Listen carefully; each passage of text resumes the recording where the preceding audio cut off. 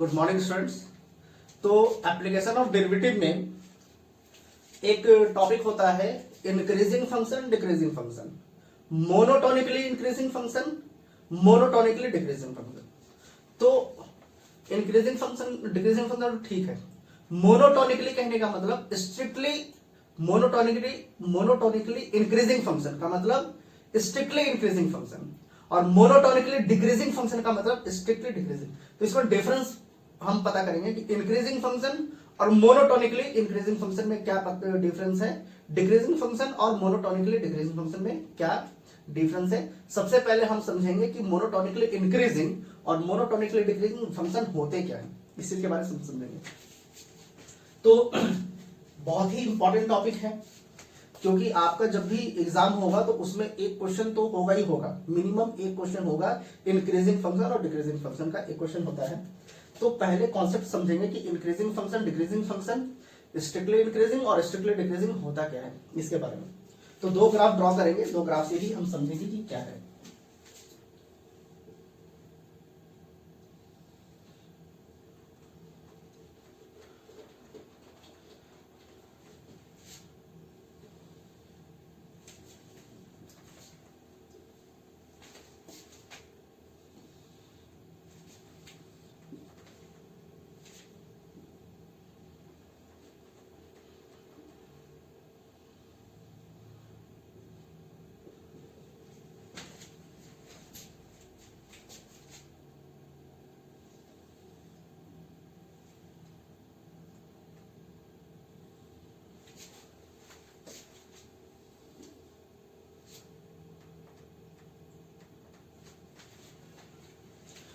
ये दो ग्राफ आप लोगों को दे रखा है, ये ग्राफ दे रखा है। अब एक चीज समझना है, रिलेशन एंड फंक्शंस में हम ये ज्यादातर इसको समझते हैं। यहां पर हम थोड़ा सा आप लोगों को बेसिक मैं बता देता हूं। अगर ऐसा कुछ दे रखा है f of x is equal to x square plus 2, ऐसा कुछ दे रखा है f of x is equal to x square plus 2, तो अगर मान लीजिए हम x के जगह पर 2 रखते हैं, अगर हमें f ऑफ 2 पता करना है, f ऑफ 2 पता करना है, तो अगर लेफ्ट हैंड साइड में हमने 2 रखा है तो राइट हैंड साइड में जहां जहां x है वहां पर हमें 2 रखना पड़ेगा। तो यहां पर हो जाएगा 2 स्क्वायर प्लस 2 और ये कितना हो जाएगा 6, 4 प्लस 2 6 हो जाएगा। तो यहां पर आप लोगों को थोड़ा ध्यान देना है कि x के जगह पर 2 जो हमने रखा है, x की वैल्यू हमने क्या रखा है 2, x के जगह पर क्या रखा है 2, तो ये पूरे फंक्शन की जो वैल्यू निकल कर आई है, फंक्शन की वैल्यू क्या निकल कर आई 6, तो ये हो गया 6। तो ये जो 2 है ये x की वैल्यू है, x एक्सिस की वैल्यू है, और ये जो 6 निकल कर आया है ये y है हमारा, y की वैल्यू मतलब y एक्सिस की वैल्यू है। इस चीज को समझना जरूरी है। जो x के जगह पर हम वैल्यू रखते हैं वो x एक्सिस की वैल्यू है, और x की वैल्यू रखने से जो वैल्यू निकल कर आती है फंक्शन की जो वैल्यू निकल कर आती है वो आपका क्या होता है y एक्सिस, उसको हम y भी कहते हैं। इसका मतलब इस पूरे को हम y भी बोलते हैं, f ऑफ x को हम y भी कहते हैं, वो y एक्सिस की वैल्यू है। और अगर सीधे सीधे तरीके से बोले तो ये x की जो वैल्यू हम रखते हैं या जो x की वैल्यू जो हम रख सकते हैं वो डोमेन होता है, मतलब कि ये 2 क्या है डोमेन, इसको हम डोमेन कहते हैं। और x की वैल्यू रखने से जो फंक्शन की वैल्यू निकल कर आती है उसको हम रेंज कहते हैं। तो 6 यहां पर क्या हो जाएगा रेंज। तो इसको हम रिलेशन एंड फंक्शंस चैप्टर में पढ़ेंगे। अभी बस बेसिक समझ लीजिए कि x की जो जो वैल्यू हम रख सकते हैं वो x एक्सिस की वैल्यू होती है, और x की वैल्यू रखने से जो y की वैल्यू निकल कर आती है वो y एक्सिस की वैल्यू होती है। तो इस पे हम कोई भी 2 पॉइंट ले लेते हैं, मान लेते हैं कि यहां पर कोई पॉइंट ले लिया x एक्सिस पे, ये पॉइंट हमने ले लिया a, और फिर हमने y एक्सिस पे एक पॉइंट ले लिया b, ये पॉइंट ले लिया। इस वाले पार्ट को इरेज करते हैं।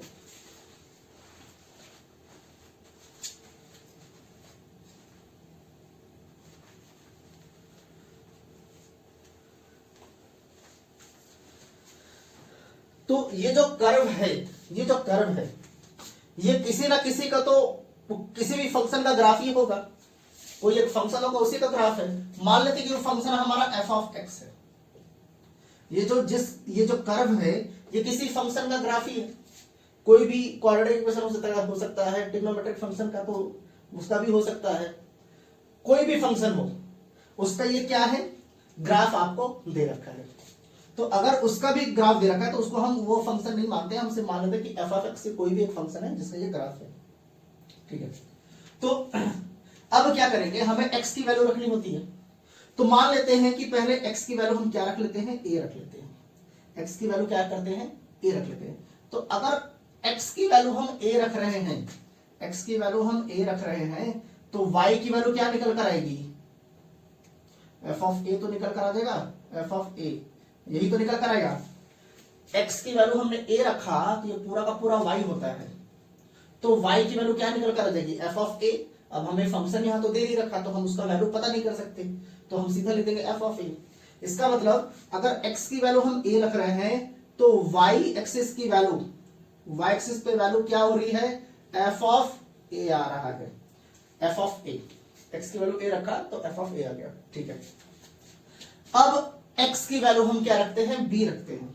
तो अगर एक्स की वैल्यू हम बी रख रहे हैं तो वाई एक्सिस पे कौन सा वैल्यू आ जाएगा, ये वाला वैल्यू आ जाएगा, और इसको हम लिख देते हैं एफ ऑफ बी, ये लिख देते हैं।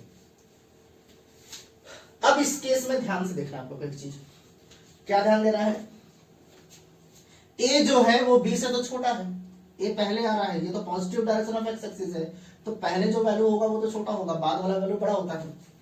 तो यहां पर क्या है, ए इज लेस देन बी, ए जो है वो बी से छोटा है। तो अगर ए छोटा है, फंक्शन की वैल्यू देखिए एफ ऑफ ए, और यहां पर क्या है, f of b, f of b. अब यहां पर ध्यान देना है, एफ ऑफ ए तो एफ ऑफ बी से बड़ा है ना, एफ ऑफ ए जो है एफ ऑफ बी से क्या है, बड़ा है। इसका मतलब जब हम छोटा वैल्यू रख रहे हैं, ये जिस जो भी फंक्शन का ग्राफ है उस फंक्शन में जब हम छोटा वैल्यू रखते हैं तो फंक्शन की वैल्यू बड़ी आ रही है, और जैसे ही हम x की वैल्यू बड़ी कर रहे हैं y की वैल्यू या फिर फंक्शनल वैल्यू छोटी होती जा रही है। देखिए छोटी हो गई, यहां से यहां पर पहुंचेंगे तो वैल्यू यहां पर आ जाएगी, यहां से और आगे पहुंचेंगे यहां पर तो वैल्यू और पास आ जाएगी और छोटी हो जाएगी, b पे पहुंचेंगे तो और छोटी हो जाएगी, और आगे पहुंचेंगे तो वैल्यू और छोटी हो जाएगी। मतलब कि x एक्सिस की में जैसे ही वैल्यू हम बढ़ाते चले जा रहे हैं, y एक्सिस की वैल्यू कम होते चले जा रही है। तो जब भी ऐसा कुछ केस आएगा, a is less then b, अगर a b से छोटा है लेकिन functional value of a functional value of b से बड़ा है, ऐसा कुछ केस आएगा तो हम कहते हैं स्ट्रिक्टली डिक्रीजिंग फंक्शन। क्या कहते हैं, स्ट्रिक्टली डिक्रीजिंग फंक्शन, क्योंकि जैसे ही जैसे x की वैल्यू बढ़ते चले जा रही है y की वैल्यू क्या होती जा रही है, कम होती जा रही है, ग्राफ नीचे आते जा रहा है, ग्राफ नीचे आते जा रहा है, और ग्राफ नीचे आते जाएगा तो हम क्या कहेंगे, डिक्रीजिंग फंक्शन। तो जब भी ये केस होता है तो इसको हम क्या बोलेंगे, स्ट्रिक्टली डिक्रीजिंग फंक्शन, इसको हम कहेंगे स्ट्रिक्टली डिक्रीजिंग फंक्शन। ये आप लोगों को बहुत ध्यान देना है इसको। स्ट्रिक्टली कहने का मतलब इसको हम मोनोटोनिकली भी कहते हैं, मोनोटोनिकली डिक्रीजिंग फंक्शन। अगर बुक में आप लोगों को दे रखा है मोनोटोनिकली,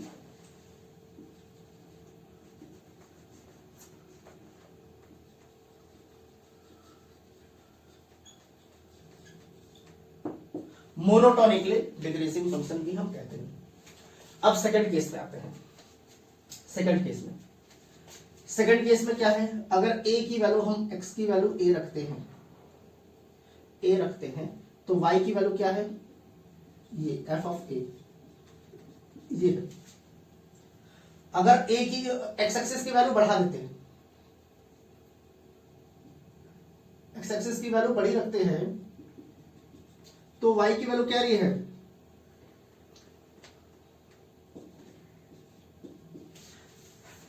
यहां पर इस केस में क्या है, a is less then b, a जो है ये जो b है, a जो है b से छोटा है, a is less then b।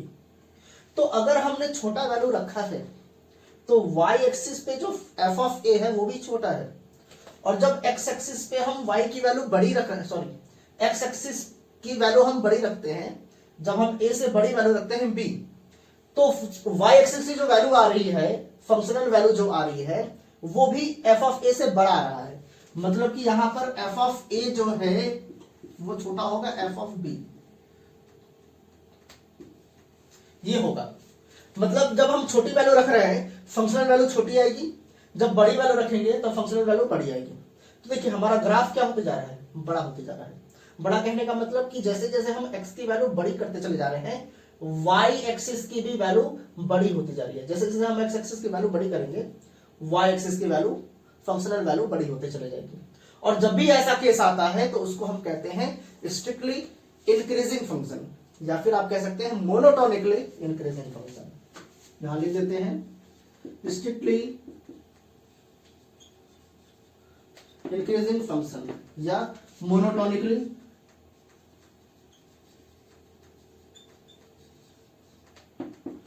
Monotonically increasing function. इस चीज को ध्यान रखना आप लोगों को। तो स्ट्रिक्टली डिक्रीजिंग और स्ट्रिक्टली इंक्रीजिंग तब हो गया। एक होता है इंक्रीजिंग फंक्शन और एक होता है डिक्रीजिंग फंक्शन। तो उस चीज के बारे में समझना है कि क्या है, क्या है, ध्यान से देखिएगा। इस वाले पार्ट को हम मिटाते हैं।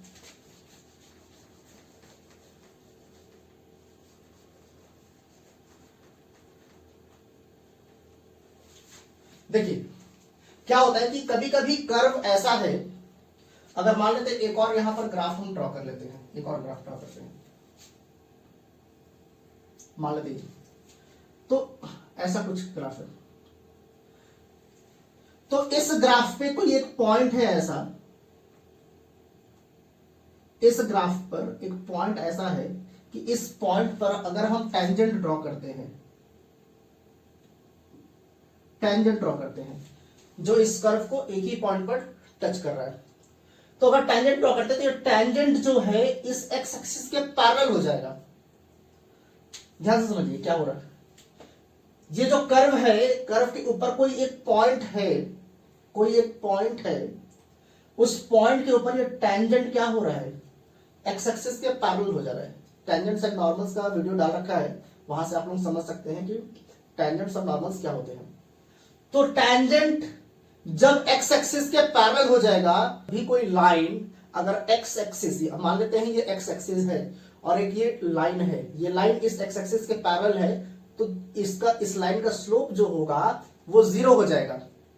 और स्लोप कहने का मतलब dy by d x, dy by d x ही तो स्लोप होता था, और dy बाई डी एक्स को हम f डैश x से भी रिप्रेजेंट करते थे। तो dy बाई डी एक्स अगर 0 है, इसका मतलब f डैश x भी 0 है। इसको ध्यान रखिएगा।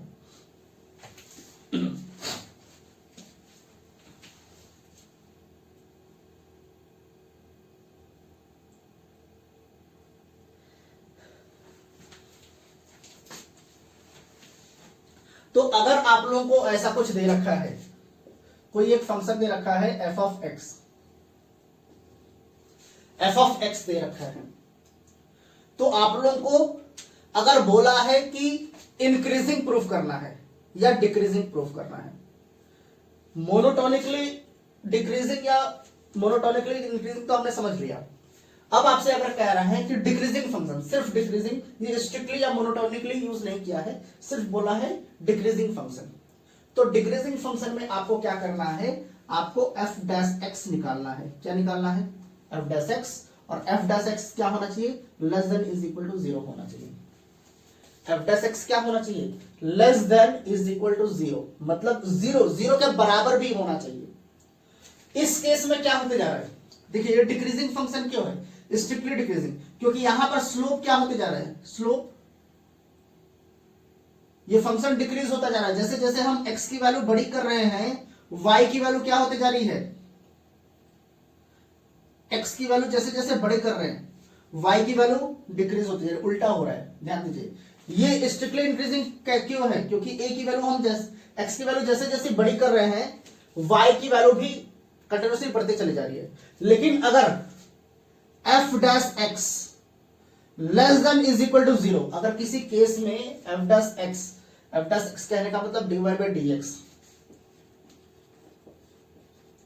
dy बाई डी एक्स अगर 0 से छोटा है, देखिए dy बाई डी एक्स अगर 0 से छोटा है मतलब निगेटिव है, 0 से छोटा होने का मतलब क्या हुआ, निगेटिव।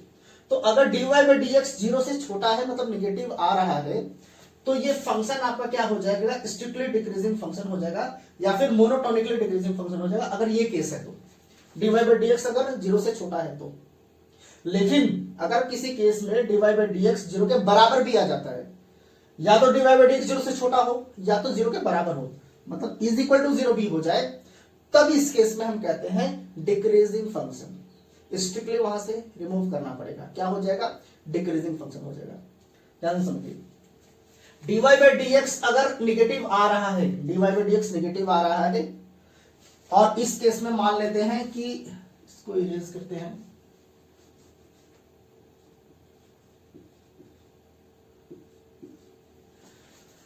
अगर dy by d x zero से छोटा आ रहा है, हमेशा जीरो के बराबर नहीं है, जीरो से छोटा आ रहा है मतलब निगेटिव आ रहा है, तो क्या हो जाएगा, स्ट्रिक्टली डिक्रीजिंग फंक्शन या मोनोटोनिकली डिक्रीजिंग फंक्शन हो जाएगा। और अगर dy बाई डी एक्स हमेशा पॉजिटिव आ रहा है, मतलब पॉजिटिव वैल्यू आना चाहिए, निगेटिव नहीं होना चाहिए, तो क्या हो जाएगा, स्ट्रिक्टली इंक्रीजिंग या मोनोटोनिकली इंक्रीजिंग फंक्शन हो जाएगा। अब ध्यान से समझना है, अगर ये जीरो के बराबर भी आ गया, कुछ केस में जीरो से छोटा हो रहा है और कोई एक पॉइंट होगा जहां पर वो जीरो हो जाएगा, जीरो के बराबर हो जाएगा, तो अगर जीरो के बराबर होता है तो उसको हम कहते हैं डिक्रीजिंग फंक्शन, और यहां पर अगर जीरो के बराबर हो गया तो उसको हम कहेंगे इंक्रीजिंग फंक्शन, और यहां पर हो जाएगा डिक्रीजिंग फंक्शन, ये हो जाएगा। और ऐसा कुछ है, dy बाई डी एक्स या एफ डैश एक्स लिखिए, एफ डैश एक्स, तो ये क्या हो जाएगा, स्ट्रिक्टली डिक्रीजिंग फंक्शन, इस चीज को ध्यान रखना है। और इस केस में ये तो इंक्रीजिंग फंक्शन हो गया, और अगर ऐसा कुछ है f dash x is greater than zero, F dash x हमेशा जीरो से बड़ा है, तो उसको हम कह देंगे स्ट्रिक्टली इंक्रीजिंग फंक्शन। तो ये चार चीजें आप लोग को ध्यान रखना है। पहला कि एफ डैश एक्स, ये वाला पार्ट, ये वाला पार्ट, अगर ऐसा कुछ है f dash x is less than is equal to zero, तो क्या हो जाएगा, डिक्रीजिंग फंक्शन हो जाएगा। और एफ डैश एक्स यहां पर लिख देते हैं, ये क्या है, एफ डैश एक्स ही तो है, एफ डैश एक्स जीरो से बड़ा या बराबर है, एफ डैश एक्स जीरो से बड़ा या बराबर है, तो क्या हो जाएगा, इंक्रीजिंग फंक्शन हो जाएगा। और अगर ये कंडीशन है जीरो के बराबर नहीं है, हमेशा जीरो से बड़ा है, हमेशा जीरो के बराबर कभी नहीं आएगा, तो अगर जीरो के बराबर कभी आएगा ही नहीं तो उसको हम कहेंगे स्ट्रिक्टली इंक्रीजिंग फंक्शन। और यहां पर हमेशा जीरो से छोटा है, हमेशा जीरो के बराबर नहीं आएगा, तो जीरो के बराबर जब नहीं आएगा तो उसको हम कहेंगे स्ट्रिक्टली डिक्रीजिंग फंक्शन या मोनोटोनिकली डिक्रीजिंग फंक्शन, ये हम कहेंगे। तो ये कॉन्सेप्ट है आपका increasing function, decreasing function, strictly increasing function, strictly decreasing function का। इस चीज को आप लोग को बहुत ध्यान से समझना है। देखिए आप लोग को एक क्वेश्चन दे रखा है, show that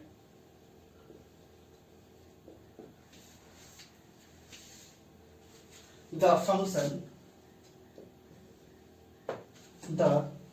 function f of x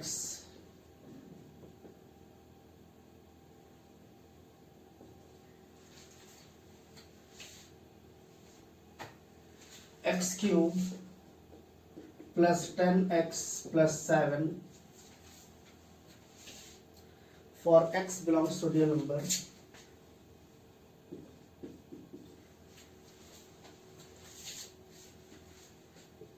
is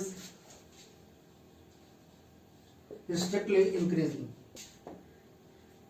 ये दे रखा है। तो आप लोगों को शो करना है, show that the function f of x is equal to x cube plus 10x plus 7, ये फंक्शन आप लोग को दे रखा है और बोला कि x की हम कोई भी रियल नंबर रख सकते हैं, किसी भी रियल नंबर के लिए ये फंक्शन क्या है, स्ट्रिक्टली इंक्रीजिंग है। क्या है, स्ट्रिक्टली इंक्रीजिंग। अब स्ट्रिक्टली इंक्रीजिंग के लिए कंडीशन क्या होता है, हमने सीखा था एफ डैश एक्स जो होना चाहिए वो जीरो के बराबर होना चाहिए। अगर सिर्फ इंक्रीजिंग बोलता, सिर्फ इंक्रीजिंग, तो f dash x is greater than is equal to का भी साइन लगाना पड़ता, मतलब जीरो के बराबर भी होता किसी पॉइंट पर, लेकिन यहां पर सिर्फ बोला है स्ट्रिक्टली इंक्रीजिंग, तो एफ डैश एक्स हमेशा जीरो के बराबर होना चाहिए, जीरो नहीं आना चाहिए और जीरो से छोटा नहीं होना चाहिए। हमेशा जीरो से बड़ा हो सकता है, डेसिमल में भी हो सकता है, लेकिन वो हमेशा पॉजिटिव ही होना चाहिए। जीरो नहीं हो सकता और जीरो से छोटी वैल्यूज नहीं हो सकती, मतलब कि निगेटिव वैल्यूज नहीं हो सकती। तो करेंगे एफ डैश एक्स, तो सबसे पहले एफ डैश एक्स हमें निकालना पड़ेगा, इसको सॉल्व करेंगे। यहां पर दे रखा है f of x is equal to x cube plus 10x plus 7, ये दे रखा है। अब एफ डैश एक्स अगर हम निकालते हैं, मतलब कि x के रेस्पेक्ट में हम क्या कर रहे हैं, इसको डिफरेंशिएट कर रहे हैं। तो अगर x के रेस्पेक्ट में डिफरेंशिएट करते हैं तो क्या हो जाएगा, x क्यूब पर डिफरेंशिएशन 3x स्क्वायर, 3 सामने आकर मल्टीप्लाई हो जाएगा, पावर में 1 कम हो जाएगा, ये कितना हो जाएगा प्लस 10, ये हो गया आपका। अब इस चीज को ध्यान से देखा यहां पर एफ डैश एक्स जो है, एफ डैश एक्स जीरो से हमेशा बड़ा होना चाहिए। यहां पर देखना है कि यहां पर बोला है x belongs to real number, x belongs to, अब रियल नंबर क्या होते हैं, रियल नंबर के अंदर natural number, whole number, integers, rational, irrational, ये सारे नंबर्स आ जाएंगे, मतलब पॉजिटिव, नेगेटिव, डेसिमल, फ्रैक्शन, ये सारे नंबर्स आप रियल नंबर के अंदर आते हैं। तो आप लोग यहां पर x की कोई भी वैल्यू रख सकते हैं, पॉजिटिव, नेगेटिव, डेसिमल, जो मन चाहे वो रखिए। तो एक चीज आप लोगों को ध्यान रखना है कि यहां पर है एक्स स्क्वायर, एक्स स्क्वायर देखा है, अगर x की वैल्यू में 2 रखता हूं तो ये हो जाएगा +4, अगर x की वैल्यू में -2 रखता हूं तो ये -2 का स्क्वायर, अब -2 का स्क्वायर भी तो 4 ही होगा। अब यहां पर x की वैल्यू नेगेटिव रखिए या x की वैल्यू पॉजिटिव रखिए, आना तो हमेशा पॉजिटिव ही है यहां पर, क्योंकि x की वैल्यू आप जो मन चाहे वो रखिए, डेसिमल रखना है डेसिमल रख सकते हैं, नेगेटिव, पॉजिटिव, फ्रैक्शन, कुछ भी रखिए। इस स्क्वायर की वजह से ये पूरी की पूरी वैल्यू जो हो, जो आप x की वैल्यू रख रहे हैं, इस स्क्वायर की वजह से वो पॉजिटिव हो जाएगी, हमेशा पॉजिटिव होगा, और वो कभी भी जीरो नहीं आ सकता। जीरो क्यों नहीं आ सकता, यहां पर भी प्लस दे रखा है, अगर यहां पर माइनस होता तो हो सकता है किसी कोई एक ऐसा वैल्यू होगा x का जहां पर ये 10 हो जाए, तो 10 - 10 जीरो हो जाता, लेकिन ये भी प्लस दे रखा है। अब ये तो 10 में कुछ भी वैल्यू ऐड करेंगे ये तो हमेशा पॉजिटिव है, 3x स्क्वायर ये क्या होगा, ये तो हमेशा पॉजिटिव होगा। अब 10 में कोई पॉजिटिव वैल्यू को ऐड करेंगे तो 10 से बड़ा ही होगा ना, 10 से छोटा हो ही नहीं सकता। अब 10 से छोटा ही नहीं होगा तो वो क्या होगा, हमेशा पॉजिटिव होगा। तो हम यहां लिख देंगे here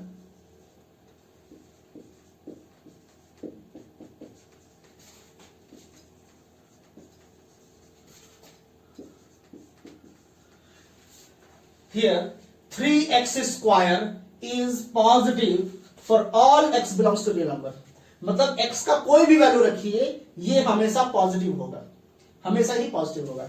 hence 3x square plus 10 is always positive, क्या होगा, always positive and greater than 10। ये जो वैल्यू होगा, देखिए x की वैल्यू आप अगर 0 रखते हैं, ग्रेटर देन नहीं होगा, ग्रेटर देन यहां हम लिख देंगे x की कोई भी वैल्यू रखें, अगर 0 हम रख लेते हैं तो x की 0 का स्क्वायर 0 हो जाएगा, 0 × 3 कितना हो जाएगा, 0, 0 + 10 वो 10 आ जाएगा। तो 3x square plus is always positive, ये हमेशा पॉजिटिव होगा, एंड ग्रेटर देन और इज इक्वल टू 10। अगर हम 0 रखते हैं x की वैल्यू तो वो 10 के बराबर आ जाएगा, 10 के बराबर आ गया। अगर x की वैल्यू 1 रख लेते हैं तो ये 3 + 10 13 हो जाएगा। अगर x के जगह पर -1 रखते हैं तो -1 का स्क्वायर 1 हो जाएगा, 1 × 3 3 3 + 10 13। मतलब कि जैसे ही अगर 0 से छोटा वैल्यू 0 से बड़ा वैल्यू रखेंगे तो हमेशा 10 से बड़ा ही आना है, और 0 रखेंगे तो 10 आना है। इसका मतलब इसकी वैल्यू हमेशा 10 के बराबर हो सकती है या फिर 10 से बड़ी हो सकती है, 10 से छोटी नहीं होगी। हेंस सो यहां लिख देंगे, सो f dash x is always, ये तो हमेशा बड़ा ही होगा, छोटा तो नहीं, f dash x is always greater than 0, हमेशा 10 से जो बड़ा वैल्यू होगा या 10 जो होगा वो तो 0 से बड़ा है। तो हम यहां लिख सकते हैं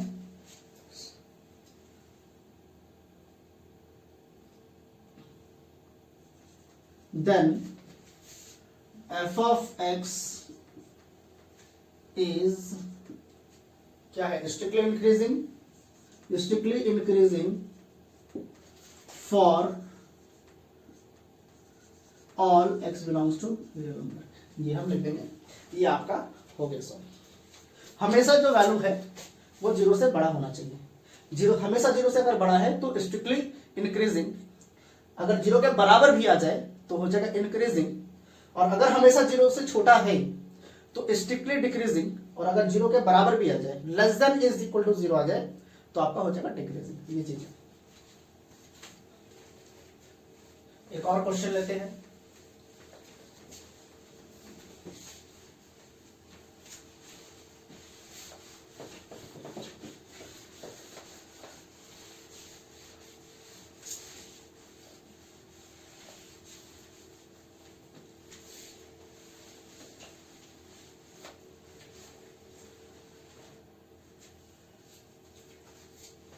एक क्वेश्चन दिया है,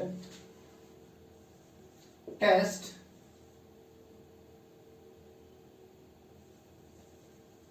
whether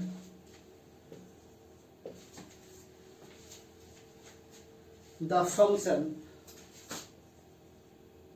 f of x is equal to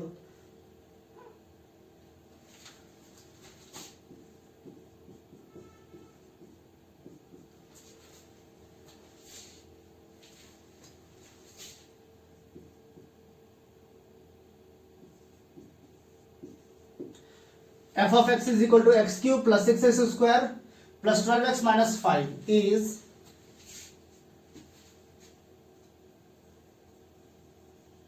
increasing or decreasing function। Test whether the function f of x is equal to, ये फंक्शन दे रखा है, बोला कि इसको आपको चेक करना है, टेस्ट करना है, चेक करना है कि ये इंक्रीजिंग फंक्शन है डिक्रीजिंग फंक्शन। तो सीधी सी बात है, इंक्रीजिंग के लिए क्या होता है, एफ डैश एक्स जो होना चाहिए या तो 0 के बराबर हो या तो 0 से बड़ा हो, ये कंडीशन होना चाहिए फॉर इंक्रीजिंग के लिए। और डिक्रीजिंग के लिए क्या होता है, f dash x less than is equal to 0, is equal to का भी सही होना चाहिए। तो वो अगर ऐसा होता है तो डिक्रीजिंग हो जाएगा, ऐसा आता है तो इंक्रीजिंग हो जाएगा। ठीक है, चेक करते हैं। तो सबसे पहले f ऑफ x जो दे रखा है उसको लिख लेंगे, f of x is equal to x cube plus 6x square plus 12x minus 5, ये आप लोगों को दे रखा है। अब इंक्रीजिंग डिक्रीजिंग पता करेंगे, f डैश x चाहिए हमें, निकालेंगे, लिख देंगे differentiating with respect to x, x के रेस्पेक्ट में डिफरेंशिएट कर रहे हैं।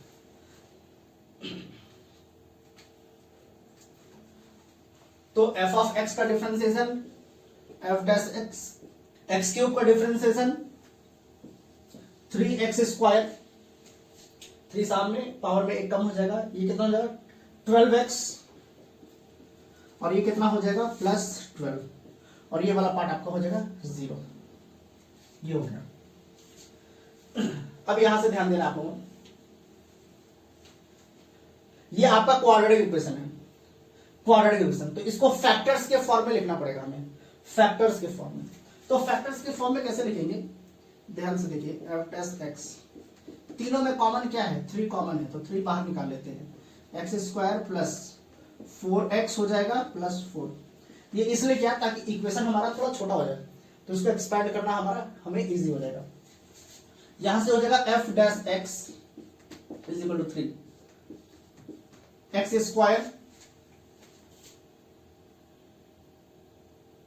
अब 4x को हम क्या लिख सकते हैं, 2x प्लस 2x लिख सकते हैं। यहां पर आप क्वाड्रेटिक इक्वेशन आप लोगों ने सीखा होगा कैसे करते हैं, मिडिल टर्म स्प्लिट एक तरीका होता है, क्लास 10 में सिखाया जाता है। ये जो मिडिल टर्म है इसको हम स्प्लिट करते हैं 2 पार्ट में, इस तरीके से स्प्लिट करते हैं कि 4 इंटू 1 कितना है, यहाँ पर 4 है और इसका कोफिशिएंट क्या है 1, तो 4 इंटू 1 4 होता है। तो इसको इस तरीके से स्प्लिट करना है कि उन दोनों नंबर्स को जब हम मल्टीप्लाई करें तो 4 ही आना चाहिए, और जब ऐड करें तो यहाँ पर कौन सा वैल्यू दे रखा है 4, तो ऐड करने से भी 4 ही आना चाहिए। तो ऐसे कौन से दो नंबर हैं जिसको मल्टीप्लाई करने से 4 आना चाहिए और ऐड करेंगे तो 4, तो 2 और 2 होता है। तो इसको हम एक्सपेंड कर लेंगे 2x प्लस 2x में। हम 4x को 2x प्लस 2x लिख सकते हैं और यहाँ पर प्लस 4 अपनी जगह पर, ये हो गया। तो यहां से हो जाएगा f dash x is equal to 3। इन दोनों टर्म में क्या कॉमन है? x कॉमन है, तो x बाहर निकाल लिया। अगर x बाहर निकालो तो यहां क्या बचेगा? एक x बच जाएगा। अब यहां से x बाहर निकाला तो क्या बचेगा? 2 बच जाएगा प्लस, अब यहां से हम क्या कर रहे हैं? 2 को बाहर निकाल रहे हैं। 2 को बाहर निकालेंगे तो ये हो जाएगा x, यहां पर x बच जाएगा और यहां पर क्या बच जाएगा? 2 बच जाएगा। ये हो गया। इसको यहां सॉल्व करते हैं, थोड़ा इसको मिटाते हैं।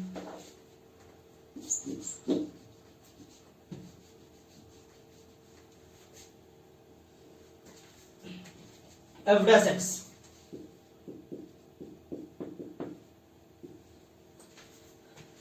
अब ये एक टर्म है और ये भी एक टर्म है, ये पहला टर्म और ये दूसरा टर्म। तो इस टर्म में x प्लस 2 है और इस टर्म में x प्लस 2 है, तो दोनों टर्म में x प्लस 2 कॉमन है, तो हम x प्लस 2 कॉमन निकाल लेंगे, x प्लस 2। तो अगर इस टर्म से x प्लस 2 बाहर निकाल दिया तो क्या बचा? x बच गया। यहां पर हो जाएगा x, यहां पर प्लस का साइन है तो यहां पर प्लस। अब यहां से x प्लस 2 बाहर निकाल दिया तो क्या बच गया? आपका 2 बच गया, यहां पर 2 हो जाएगा। इसको हम लिख सकते हैं f dash x is equal to 3 और ये x plus 2 into x plus 2 कितना हो जाएगा? x plus 2 the whole square, ये हो जाएगा। तो f डैश x ये निकल कर आ गया। अच्छा, इंक्रीजिंग और डिक्रीजिंग फंक्शन इसमें कुछ और दे रखा होगा, यहां पर एक और थोड़ा सा इसको इंक्रीज कर लीजिए। For all x belongs to real number, ये क्वेश्चन है आपका पूरा कंप्लीट। x की तो वैल्यू नहीं दे रखी थी कि x का वैल्यू क्या है, तो ये फंक्शन दे रखा है और बोला है कि x की कोई भी रियल नंबर आप लीजिए, उसके लिए फंक्शन क्या होना चाहिए? आपको चेक करना है कि इंक्रीजिंग है या डिक्रीजिंग है। x की वैल्यू भी आपको क्वेश्चन में देगा। तो देखिए ध्यान से, यहां पर क्या निकल कर आया? f डैश x जो निकल कर आया है 3x plus 2 the whole square, ये निकल कर आया है। अब x की वैल्यू तो हम कोई भी रियल नंबर रख सकते हैं। कोई भी रियल नंबर कहने का मतलब कि 0 भी रख सकते हैं, पॉजिटिव नंबर भी रख सकते हैं, निगेटिव भी रख सकते हैं, डेसिमल फ्रैक्शन जो मन चाहे आप वो रख सकते हैं। तो x की वैल्यू अब हमें देखना है, यहां पर बोला है इंक्रीजिंग और डिक्रीजिंग। तो पहले कंडीशन हमने चेक किया था कि इंक्रीजिंग और डिक्रीजिंग के लिए इज इक्वल टू 0 भी होना चाहिए। तो हम वो पॉइंट पता करेंगे जिस पॉइंट पर ये 0 के बराबर हो रहा है। तो अगर x की वैल्यू हम यहां पर -2 रख देते हैं, x की वैल्यू अगर हम -2 रखते हैं तो -2 और +2 कितना हो जाएगा? 0, 0 का स्क्वायर 0, 0 इंटू 3 क्या हो जाएगा? 0 हो जाएगा। इसका मतलब कि f डैश x जो है, अगर x की वैल्यू मैं -2 रखता हूं, अगर हम x की वैल्यू -2 रखते हैं तो ये f डैश x जो हो जाएगा 0 हो जाएगा। जब हम लिख देते हैं for x is equal to -2 f dash x is equal to 0। अगर x की वैल्यू -2 रख देते हैं f डैश x 0 हो जाएगा, ठीक है। और कोई वैल्यू रखकर देखते हैं। देखिए यहां पर x plus 2 the whole square है, x की वैल्यू कुछ भी रखिए आप, अंदर में इसके पॉजिटिव आए या नेगेटिव आए उससे मतलब नहीं है, यहां पर स्क्वायर है। अगर अंदर में पॉजिटिव आ रहा है तो ये स्क्वायर की वजह से वो पॉजिटिव ही रहेगा, अगर नेगेटिव आ रहा है इस स्क्वायर की वजह से वो पॉजिटिव में ही कन्वर्ट हो जाएगा। इसका मतलब x की वैल्यू आप कुछ भी रखिए, पॉजिटिव नेगेटिव कुछ भी रखिए, ये वैल्यू तो हमेशा पॉजिटिव ही होगी। अब ये वैल्यू हमेशा पॉजिटिव होगी और ये 3 भी तो पॉजिटिव है, तो पॉजिटिव इंटू पॉजिटिव हमेशा पॉजिटिव ही होगा। इसका मतलब f डैश x 0 आएगा -2 पे, और -2 से छोड़कर कोई दूसरा वैल्यू आप रखते हैं तो वो हमेशा पॉजिटिव ही होगा, और पॉजिटिव होने का मतलब 0 से हमेशा बड़ा है। तो हम यहां लिख देंगे hence for x belongs to real number, x belongs to real number, f dash x is greater than is equal to 0। मतलब कि जो f डैश x है, ये जो f डैश x है ये 0 तो आएगा, जब x की वैल्यू -2 रखेंगे, और -2 को छोड़कर कोई भी वैल्यू रखते हैं तो हमेशा पॉजिटिव होगा, और पॉजिटिव कहने का मतलब हमेशा 0 से बड़ा होना होगा। तो जब भी ऐसा कंडीशन होता है तो हम लिख देंगे हेंस, जब भी ये कंडीशन आता है तो एफ ऑफ एक्स क्या होता है, इंक्रीजिंग फंक्शन होता है, लिख देंगे। So f of x is increasing function. F of x क्या हो जाएगा, ये एफ ऑफ एक्स क्या है आपका, इंक्रीजिंग फंक्शन है। तो इस तरीके से क्वेश्चन हमें करना है, increasing function, decreasing function, monotonically increasing function and monotonically decreasing function, ध्यान रखिएगा।